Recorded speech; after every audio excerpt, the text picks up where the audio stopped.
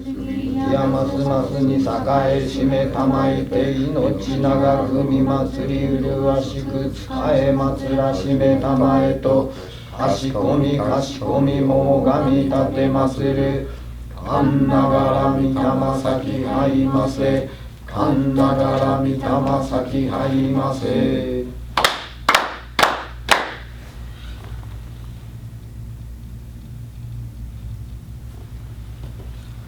新庄交渉権名尊新庄交渉権名尊新庄交渉権名尊かんながらみたまさきはいませかんながらみたまさきはいませ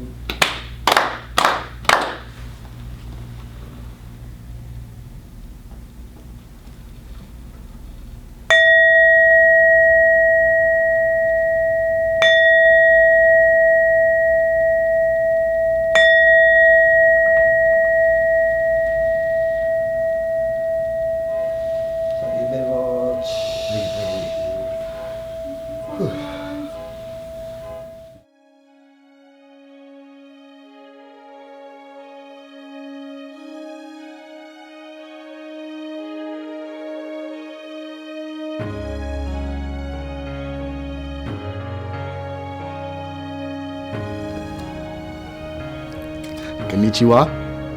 Hajime masite. Watashi no namae wa Britton Long desu. Yoroku no gai. Odne gai shimasu. Hello, how you doing? My name is Britton Long. I'm one of the students here at Fome Kai, New Hope Foundation. I've been coming here for a month and a half now. I was born in 1989. I'm an older brother of 5 kids. My mom had 3 girls and 2 boys. I was born in Titusville, Florida. I never really know too much like memory about it because I never actually lived there. But I lived in Georgia my whole life. My mom pretty much raised us on her own. She had help from my grandma also. We pretty much struggled from ends meet. My mom was a strong woman. She took care of us the best way she could. When I was older years old, when I was 12 years old, I met my dad for the first time. I always saw pictures of him, but I never actually met him for the first time until I was 12 years old. She introduced me to him, and I knew it was my dad because when I saw him, he looked just like me. I looked just like him. And I knew from right then and there that was my father. He took me to Florida, and that was the first vacation I ever had, in the sense of getting to know my father, because I realized he pretty much, I want to say he's a hard-working man. He definitely is. But at the time when I met him, I didn't know I had another sister.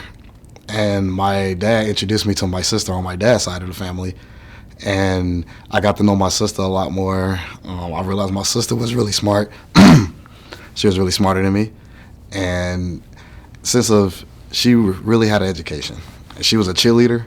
She's actually a cheerleader right now for one of the football teams in the NFL. When that story starts off like that, the whole entire time, my mom didn't tell us that she was moving to Florida, and that's the main reason why I went to go stay with my father, because she told me she wanted me to be near my dad a lot more.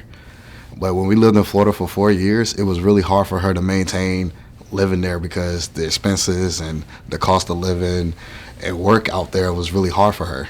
So she really couldn't. She provided for us the best way she could, but she realized it wasn't for us anymore. So she told me to go live with my auntie for the summer, and I lived with my auntie in Atlanta, and we was having fun and everything, and my mom ended up moving back to Georgia. In Fitzgerald, Georgia. When that happened, I was a teenager at that time. I was in the 10th grade. And when I was in the 10th grade, we pretty much still was kind of struggling. We was living in our grandma's house. My mom didn't have her own place yet. She didn't have her own house yet. She was still trying to make ends meet. And she was still taking care of everybody. So by the time I turned, I'm going to say 16, I got my own job. I started working for a company called Piggly Wiggly, and I was able to save up money. But of course, I'm young. I don't know no better. I used the money for stupid things. I was buying video games. I was trying to buy the best clothes, the best shoes, to look nice for myself.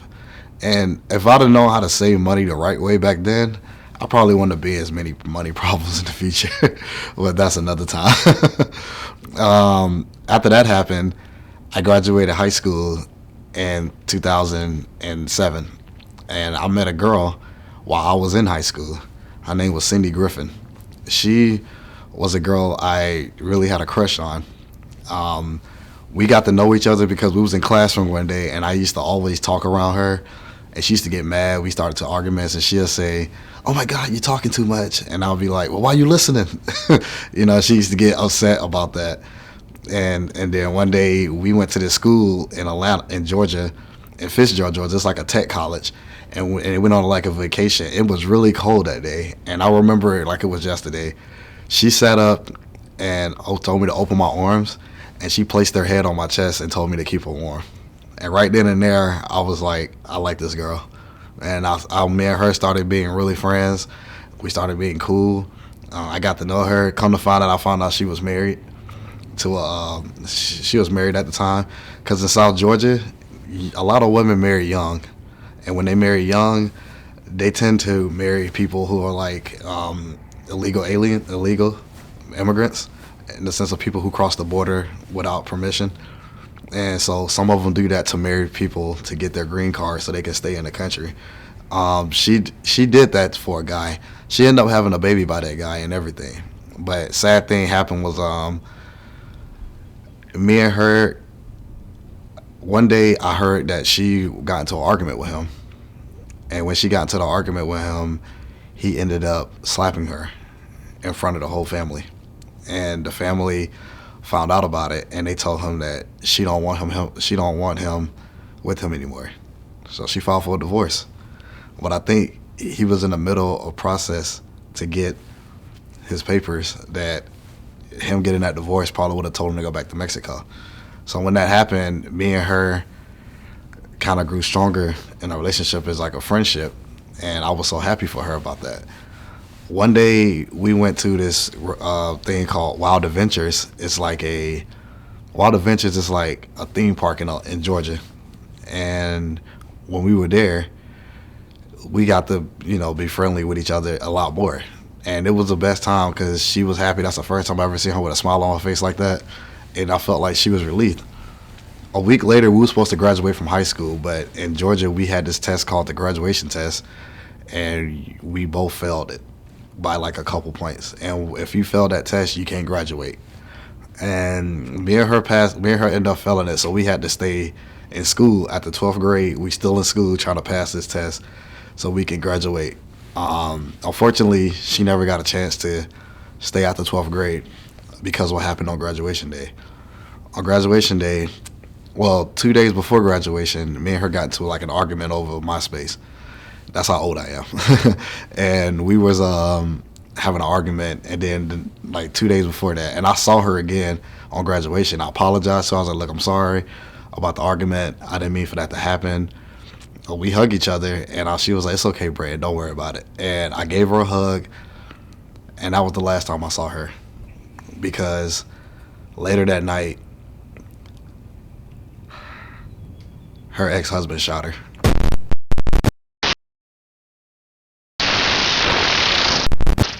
He was trying to kill her stepdad and mom because he wanted to kidnap her and take their kid back to Mexico. But instead, apparently he had bad aim that day, and he shot her instead. And they tried to rush her to the hospital, and when they rushed her to the hospital couldn't save her, and they had to put her on a helicopter to go to a different hospital outside of a different town. On her way on the hospital, she ended up passing away. And I bring that story up because when I found out the next day, it hurt me so bad that I was scared to be in a relationship with anybody. It took me a while to get over it, because when I was when I got older, even to this day, I still really have strong attachments to people that I date because I'm scared to lose them. Ever since then, I've always had this strong bond. I try to have a strong bond with people because I don't want that to happen to them. And I try my best to be a good man for whoever I date because I don't want that to happen. Long story short, after that happened, I ended up passing the graduation test. I ended up moving to Atlanta in December of 2007. They gave me the opportunity to walk to get my diploma. I was like, yes. So I went back to Atlanta so my mom could actually witness me walking across that stage for the first time because I'm her oldest son. I want my mom to remember that she saw all her kids graduate. She saw all her kids walk that stage, and to this day, she's happy about that because all 5 of us, 6 of us, have walked across that stage, including my sister Jenna. All of us have walked across that stage, and my mom has been very proud of us. So while I was in Atlanta, I started going to a college called Atlanta Metropolitan College, and it was fun for the time being, but I ended up leaving the college because I found out the college didn't have what I really wanted. I was just there because I heard about it when my aunt was going there in summer school. So when I went there, I didn't really like the classes I was taking because I felt like they were in high school and I wasn't really learning anything. To that day, I was paying all that money to go to that school, but I wasn't learning nothing, and I felt like it was a waste of time. So I left school, I started back working, and that's when I met the mother of my daughter. I met her at this arcade called the Underground, and she was playing this game called DDR's Dance Dance Revolution, and that's when I got to know her. I met her, we known each other for like a while. 3 years later, we had a baby, and her name was Camille Rose Hamilton. That's my baby girl. She's 10 years old now, but that's the day I realized I had to grow up as a man. Now, did me and her have the best relationship? No, we didn't. But did she love me? She definitely did. And I definitely loved her back. And I'm not saying I'm the best boyfriend she ever been with, because I definitely am not. And I'm pretty sure she had a guy better than me, but I definitely messed that relationship up. All the stupid stuff that I was doing, I wasn't being a good man. I was doing stupid stuff, and I learned from all of that growing up. One thing led to another. I started working for this hospital called Emory Healthcare. It's a really good hospital. And me and her were dating. We started back dating again as a parent, and she came and lived with me. And when she was living with me, we got to a lot of fights again. We were still arguing. Our daughter was there. We were still trying to be parents. We were young. We still didn't know no better. She lost her house that she was living in with her dad, and she went to come. And I told her she can come stay with me. My mom was so happy that I did that because she felt like I was being a man by accepting the mother and my child to come live in a single house with me. To me, I felt like that was a bad decision because what happened later on after that, because me and her got into an argument one day, and it was a big argument where the police got involved. And I ended up going to jail for a month. And when I went to jail for that month, I was paying my child support on time. I was paying my bills on time. I was paying everything on time. But when I went to jail that month and a half, I lost my job. I lost my place to stay. I was pretty much homeless. And I was worried because the mother and my daughter were on the streets. But I told them they had an opportunity to go live with somebody else. Only problem was it was out of state. And when she went to go live out of state, I wasn't going to see my daughter for a while. And that hurt me because me and my daughter have a really strong bond together. I love my baby girl. And when she left and went to North Carolina for for those couple months, I was in Atlanta looking for just working, trying to find work. I didn't really have a place to stay like that. I was living from one of my friends' houses to another one of my friends' houses. I never really had my own place. And one of my friends' name is Jay Fierce. I met him. And he introduced me to, he had me working and stuff, and he let me come. He opened me in with Welcome Arms. And he didn't have a problem with me not working because he knew I just got out of jail and trying to find work, and he knows it's hard. So when he let me work, one of my other friends, he go by the name of Ryan Richardson, he got me a job at a mall. And when I was working there for a good 2 years. No, a good year. But before that, the mother of my daughter, she moved back to Georgia. She went and found a boyfriend, and they was living together. And then she put me back in jail because I wasn't paying my child support on time like I was supposed to. And she had a release warrant out on me. And when I got that warrant, I ended up going back to jail again. And I lost. This time I didn't lose much. I didn't lose my job. I didn't lose anything. But when I saw my daughter behind that glass and I put my hand on the glass and she tried to reach back and she couldn't touch me, I never seen my daughter that hurt before. And I told myself I will never want to put my daughter back in that situation again. Neither of my kids. And ever since that day, I tried to be the best dad I can. I love my daughter to death. I want to be with her for the rest of her life. Even if I'm all the way over here and she's all the way over there, my daughter going to know who I am, and she's going to know that I'm going to take care of her no matter where she goes out here in life. Because that was the most painful feeling in the world. When I got out of jail, I told myself that's the last time I'm ever going to go back to jail. I don't care what the situation is. I don't want to go back. And I changed my life that day. Times got hard. A couple years went by. Everything was going good. I lost that job at the Sbarro's. I started working for another one. Then I started working there. And I started working for this place called Smash Burger. It's a restaurant. I started working there for a couple years. And then later on, the old hospital job called me. That's the job I lost when I went to jail the first time. They called me and was like, you want to come back to work? And I was like, yeah, I would love to come back to work. And I started working for them for like a month and like a year and some months. And that's when I met the son of my mother. I met her on Facebook, and we was chatting. We got to know each other. And one thing led to another. She didn't want to live in California anymore. So she wanted me to, so she didn't want to do it. So I decided I want to fly her to Georgia. And when she came to Georgia, I got her pregnant. We had our son, not in Georgia, but she got pregnant. And in the middle of the pregnancy, the place I was living at, it was a controversy going on because I told them she can come stay with me. They didn't mind her staying there, but I told her I'm covering for everything that she does in the house. The main problem was I bought her this dog. And the dog that I bought her was a half lab, half pit. And she loved that dog because it was a cream color. And I bought her that dog for her birthday. And she kept it, and she was so happy about it. Only problem was I didn't know we couldn't have animals in the house.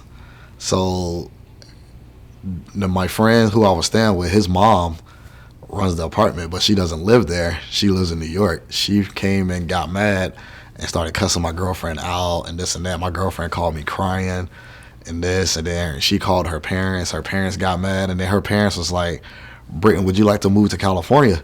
I help you get a job. I help you get a place to stay, this and that. And everything sounded good on pen and paper, but I agreed to it because one, I didn't want to leave my girlfriend, my pregnant girlfriend. She's about to have my kid. I want to be there for her. And I said yes. Now, I quit my job. I put a 2 weeks notice in. I quit both my jobs at the time. And I had everything ready to go to California. And when I moved to California, I'm going to say right now, that was the worst decision I ever made in my life. And when I moved there in California, everything sounded good on pen and paper, but like a month later, it started going downhill. I didn't get a job all the way till August. I moved in February. I didn't get a job till August. My son was born on May 16th. I had a little bit of money on me from my last job.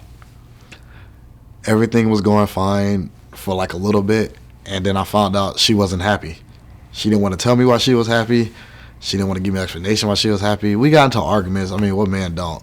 Now, I was doing stupid stuff also as a boyfriend and as a baby daddy. I'm going to say as a father, I was being stupid. But I ended up realizing what I was doing, my mistakes were, and I stopped doing them. But for some reason, she couldn't let it go.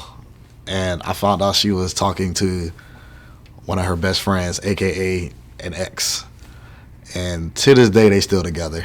I think they're married now. But around that time, it hurt because she wanted me to be with her.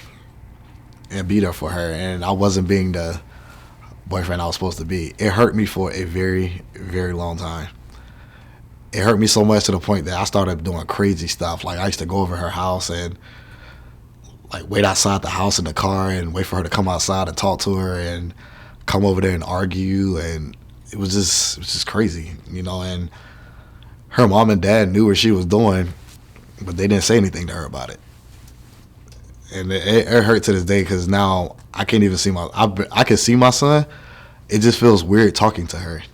And the ironic thing is today is her birthday, and I can even text her and tell her happy birthday because I don't feel the need to. You know, she blocked me on social. She blocked me all over social media. I can't even contact her. We can only talk over the phone, but I don't like calling her. You know, because I want to know how my son's doing, but I'd rather just mail him stuff and give him gifts like I've been doing and talk to his grandparents. Because me and her can't physically talk to each other no more. No matter how hard we try to communicate, I cannot talk to her. The mother of my daughter, me and her went through a lot of crazy stuff in life, but she still calls me and let me know how my daughter's doing. I still talk to her how my daughter's doing. No matter if she gives me a hard time, I give her a hard time. I still care about it because if it wasn't for her, I wouldn't be a father. You know, and I realized that when I got older. One thing led to another. Only reason why I stayed in California after the breakup was because of the fact that I wanted to get my family back. I was trying my best to get her and my son so we can be a family again, because the main reason why I came to California was supposed to be a family. But I remember like it was yesterday. On January of 2019, my New Year's resolution literally was to let her go. And I was like, if she don't want to be a family, I don't have to be a family. So be it. I gave it up. I gave up. I got tired of the crying. I got tired of wanting her back. I got tired of it. It was draining me. I feel like I spend my energy somewhere else besides trying to fight for something that doesn't want me. And 2019, what I'm about to tell you guys, was the worst year of probably my life so far.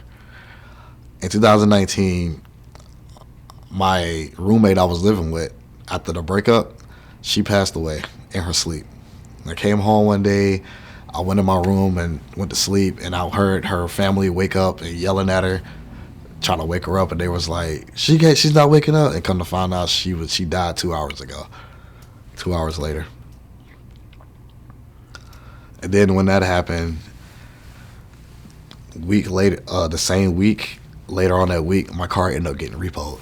I had a 2018 Jeep Renegade, and I was working for Lyft and Uber, and the car got repoed because I felt 2 payments on it because I was trying to make up for it. And it was struggling for me. And then next month, in February, the cleaning job I was working for in the morning, they let me go. I got fired because they just got rid of that shift. It was from 4 in the morning till 9 in the morning, and they just let me go. In March, I had to get a roommate. I couldn't stay in that house anymore. I ended up getting a roommate. He was younger than me.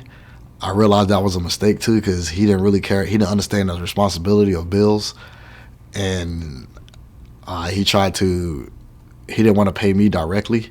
He wanted to pay the landlord, but the landlord was like, no, you have to pay Britton, and Britton pays me directly, and he didn't like that. Then in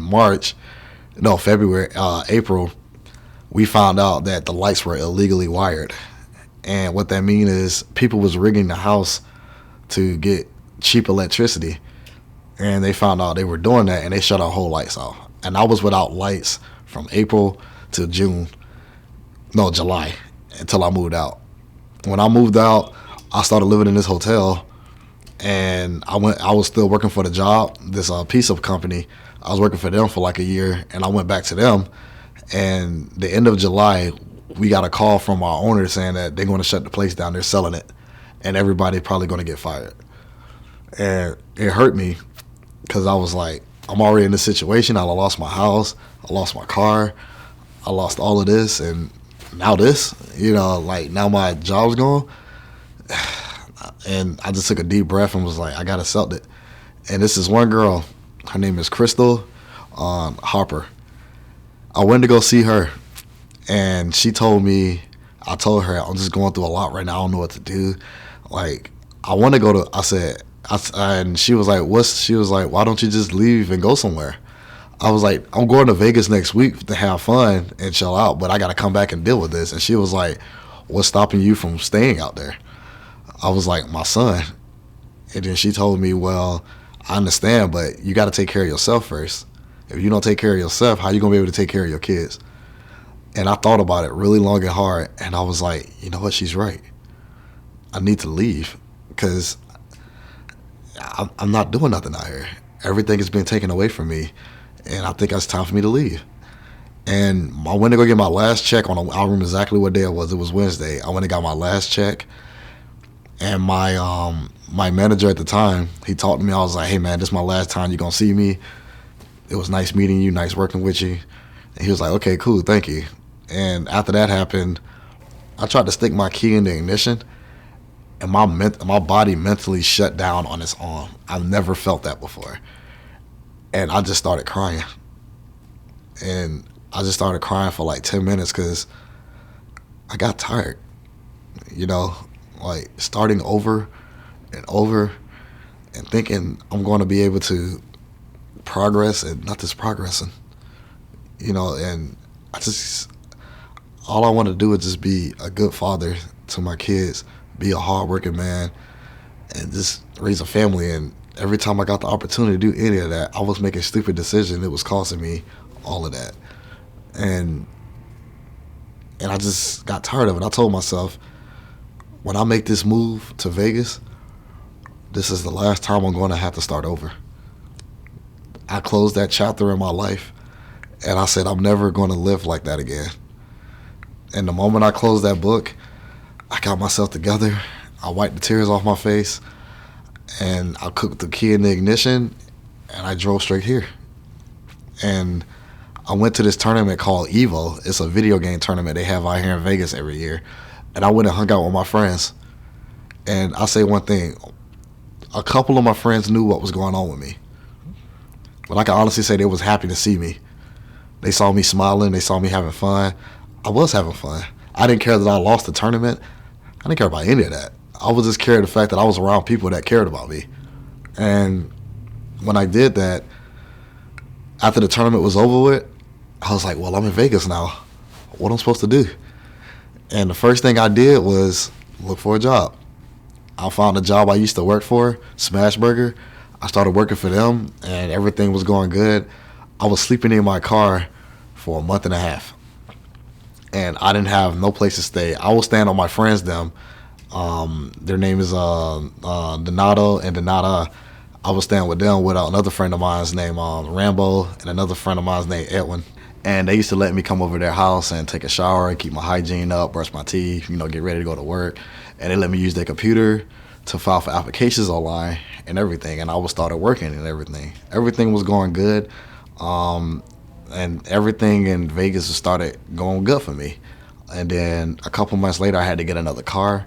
And then the car I got, it ended up didn't have tags for it. Not tags, but it ended up didn't have the title. And it ended up getting repossessed. Not repo, but it ended up getting towed also with my car that I drove out here to Vegas, because I didn't know in Vegas if you don't have tags on your car, they would tow your car out of the parking lot. I didn't know that. So I didn't have a car for like a while.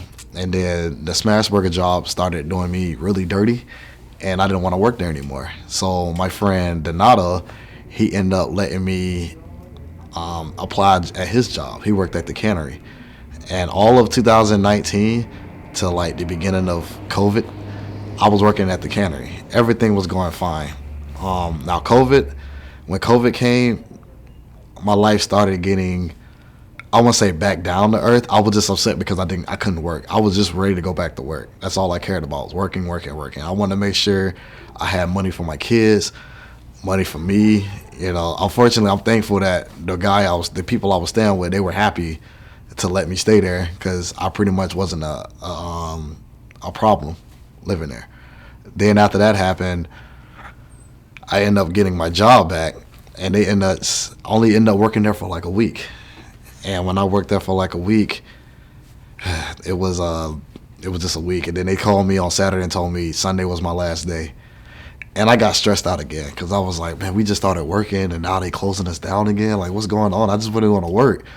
And that Sunday, I remember Saturday, I was at my friend's house, Jalen, with our other friend named Chi. And when I went over there, I just started filling out applications on my phone, just filling out application after application, and I was just looking for work. And I remember like it was yesterday. The next day, I went to my job, and I did my work for those 4 hours. I went to work at 8, got off at 12, and I was like, I'm never going to see this place again, you know. And I drove home, and I remember the manager at American Coney Island named Mario Morello. He called me and was like, hey, Britton, how you doing? My name is Mario. I want to know if you can come in for an interview tomorrow. And I was like, yes, I'll definitely love to.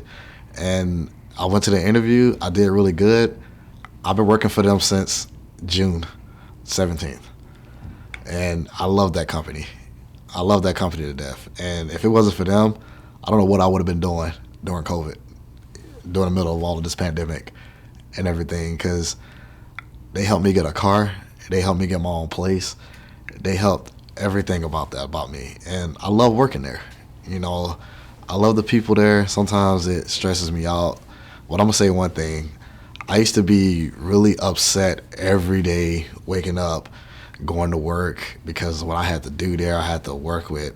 It wasn't working with my employees. I love my employees. It was just I had to, all these tasks I knew I had to do when I got there. It used to just drain me. And I was always upset. And I was just like, oh my God, I'm so tired. It was felt like some days I just want to call off and not want to come back to work. You know, and one time I'm definitely going to say I did think about quitting. But I met this girl named Megumi. And I used to see her every day outside because they used to do this thing. What they still do is a table. And they have stopped the human trafficking in Las Vegas, because Las Vegas has a really high rate of human trafficking. And I support it because I'm a father. And even though I protect my kids, it can still happen. You know, it doesn't matter. It can still happen to anybody one day. And I saw her, and I just started donating. Like, one day I donated like $5, then I donated $2, and I just kept donating. And then every single day I kept seeing her, and we always waved at each other. And she always waved back with her little big waves. She always did.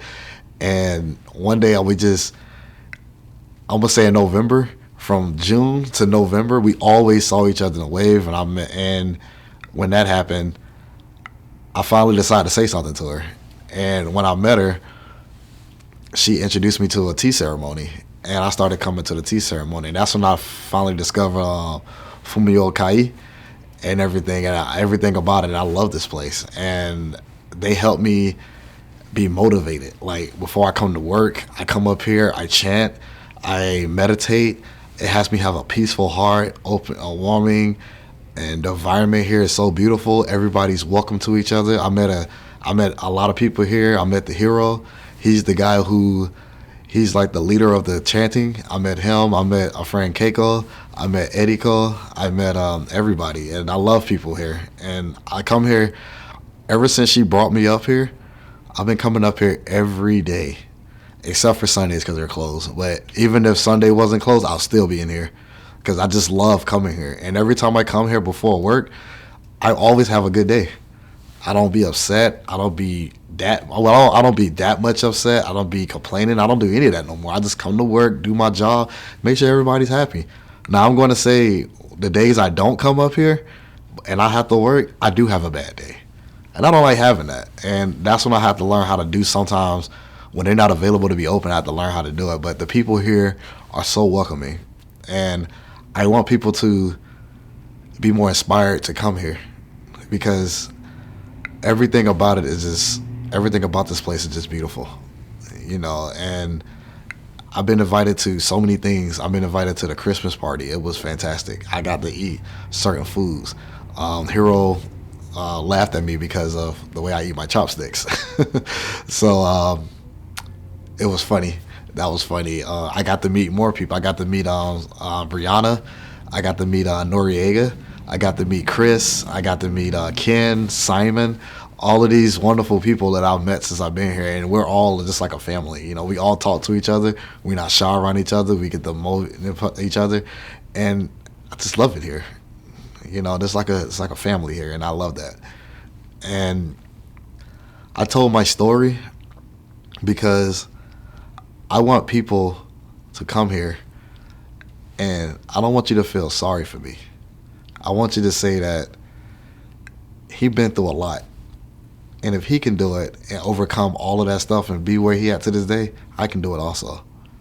And that's all I want from people. And I want you to know that Fumio Kai is probably the best way to do it. They will release your mind. They will help you understand that, God comes first. And he does come first. And I feel like God was the one behind all those things that happened to me. He felt like I didn't need to be in California anymore. And so he was like, it's time to leave then. So he let all that stuff happen around me. So I can leave California. I don't need to be there anymore. And ever since I left, I've been fine. And ever since I came here, I'm less stressful at work. And ever since I've been here, I feel like I'm changed, and I've changed for the good. Like, my friends look at me differently now. They look at me in a good way. Everybody look at me in a positive way. And I just want everybody else to know that, if you think you're going something bad in life, Fumio Kai is the way to go. And, I love it. And, God really helped me open up a lot of stuff. And I know God wants me to be a good father, because I want to be a good father for my kids too. I love my son Travis a lot, and I love my daughter Camille a lot. I talk about them all the time, because if it's not for them, they want to give me the courage and the motivation to do better with myself. So thank you guys for watching this, and I hope it inspires you to do better also in life, because Fumio Kai is really helpful, and the people here will gladly help you go through the things that you're going through. So, arigato. Thank you guys.